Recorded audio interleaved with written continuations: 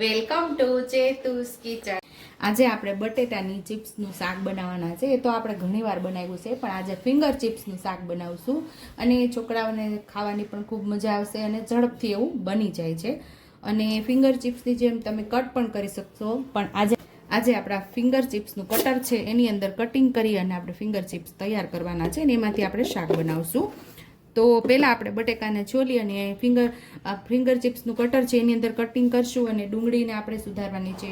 એક લીલું મરચું આપણે એક લીલા મરચાંનો ઉપયોગ કરશું। અહીંયા 2 મરચાં લીધા હતા, પણ 2 મરચાંની જરૂર નથી। એક લીલું મરચું, 1 ઇંચ આદુનો ટુકડો આમાંથી ઉપયોગમાં લઈશું અને અહીંયા 10 થી 12 કળી લસણની છે એનો આપણે ઉપયોગ કરવાનો છે। તો લસણ, આદુ અને મરચાંની પેસ્ટ તૈયાર કરી લઈશું પહેલાં।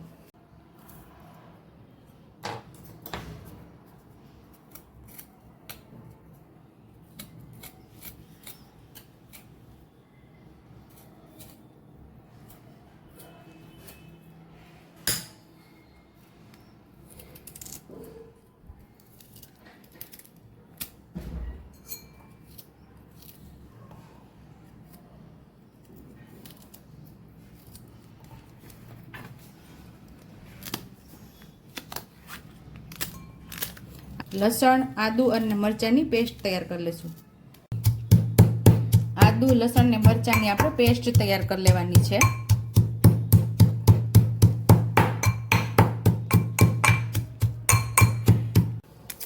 બટેકાની આપણે છાલ ઉતારી લીધી છે અને ડુંગળીને પણ હવે આપણે સુધારી લેવાની છે।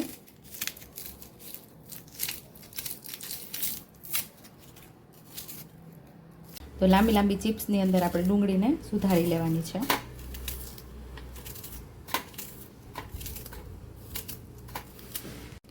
બટેકાને આવી રીતે રાખીને ઉપરથી આ મશીનને દબાવી અને આપણી ચિપ્સને કટિંગ થઈ જશે।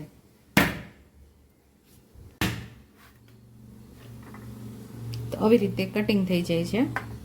આની માથે તમે બટેકું મૂકો એટલે અંદરથી સીધી કટિંગ થઈને નીચે આવી જાય। સેમ 2 બટેકાને આપણે આવી રીતે સુધારી લેશું।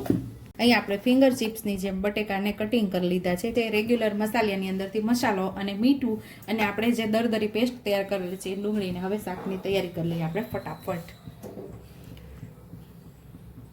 તો અહીં 1 નાના ચમચા જેટલું આપણે તેલ ઉમેરશું।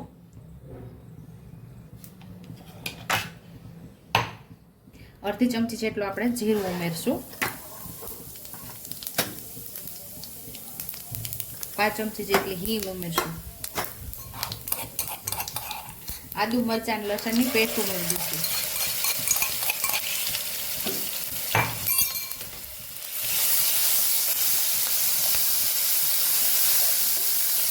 લસણ ન ખાતા હોય એટલું આદુ અને મરચાં પણ ઉમેરી શકે છે।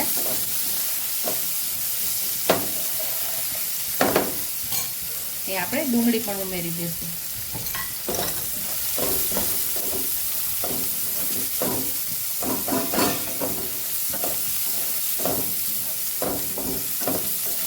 ડુંગળીને આપણે થોડી સાતડી લેવાની છે।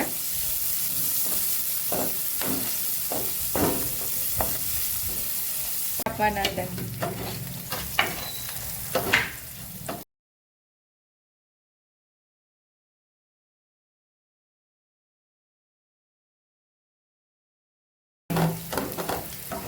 તો અહીંયા આપણી ડુંગળી પણ મસ્ત એવી સતળાઈ ગઈ છે। તો આપણે ચિપ્સને ઉમેરી દઈશું।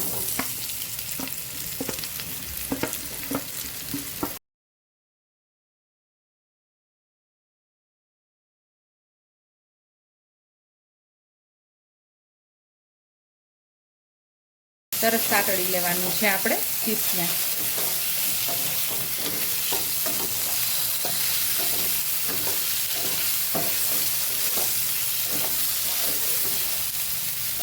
આપણે ચિપ્સને વઘારવા ટાણે જ કટ કરેલી છે। જો તમારી પાસે કટર ન હોય ને ચાકુથી કટ કરતા હોય અને કટ કરી લીધું હોય અગાઉથી શાક વઘારતા પહેલાં, તો પાણીની અંદર રાખી અને ચારણીની અંદર નિતારીને પછી આનો વઘાર કરવાનો, કારણ કે આ એકદમ પતલી હોય છે એટલે એને ચડતા વાર નથી લાગતી।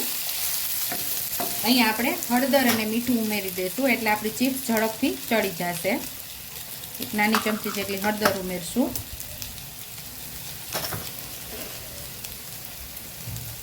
સ્વાદ મુજબ આપણે મીઠું ઉમેરી દઈશું। સરસ આપણે મિક્સ કરી લેશું। ગેસ એકદમ સ્લો કરી અને ઢાંકણ ઢાંકીને આપણે એમ જ થવા દેશું, વરાળે પાકવા દેશું.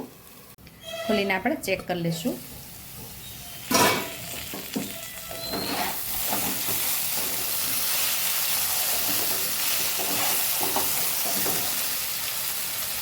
હજી વાર છે આપણે ચીપ્સને, તો આપણે વચ્ચે વચ્ચે 1 થી 2 વાર આવી રીતે હલાવીને પાકવા દઈશું.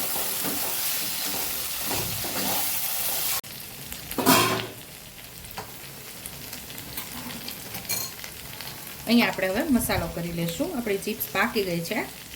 અડધી ચમચી જેટલું લાલ મરચું, જે પ્રમાણે તમારા ઘરની અંદર તીખું ખવાતું હોય એ પ્રમાણે લાલ મરચું પાવડર ઉમેરવાનું. અડધી ચમચી જેટલું ધાણા જીરું પાવડર ઉમેરશું.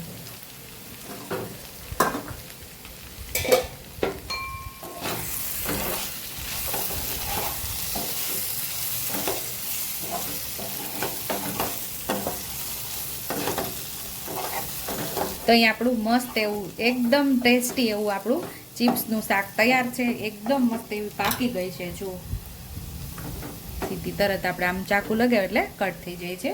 તો સર્વિંગ પ્લેટમાં હવે આપણે ચિપ્સને સર્વ કરી લઈશું. તૈયાર છે અહીંયા આપણું ફિંગર ચિપ્સનું શાક. ઉપરથી લીલા ધાણાથી આપણે ગાર્નિશ કરી દઈશું. આ શાકની અંદર તમને જો માંડવીના દાણા ભાવતા હોય તો અધકચરા ખાંડીને થોડા શેકી અને અધકચરા ખાંડીને તમે પણ સ્પ્રિંકલ કરી શકો છો ઉપરથી.